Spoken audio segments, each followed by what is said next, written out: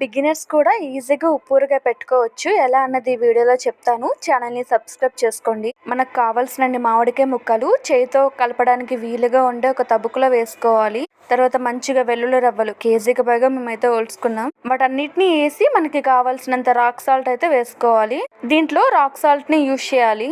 నార్మల్ది కూడా చేయొచ్చు, దానివల్ల అంత టేస్ట్ అయితే ఉండదు. ఇలా మంచిగా రాక్ సాల్ట్ వేసాక మనకు కావాల్సినంత కారం పొడిని అయితే వేసేసుకోవాలి. వీలైనంత వరకు మిల్ దగ్గర తీసుకునే కారం పొడిని యూజ్ చేసుకోండి. మాకు అంత అవైలబుల్ గా లేదు కాబట్టి ప్యాకెట్ కారం పొడిని అయితే యూజ్ చేస్తున్నాము.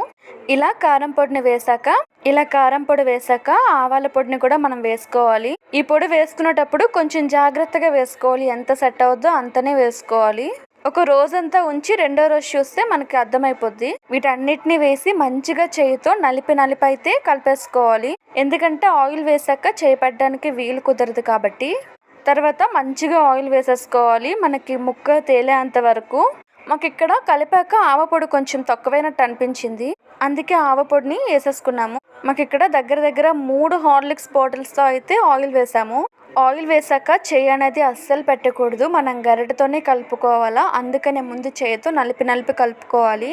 ఇది ఒక 5 గంటల ఉంచితే టేస్ట్ అర్థమైపోద్ది.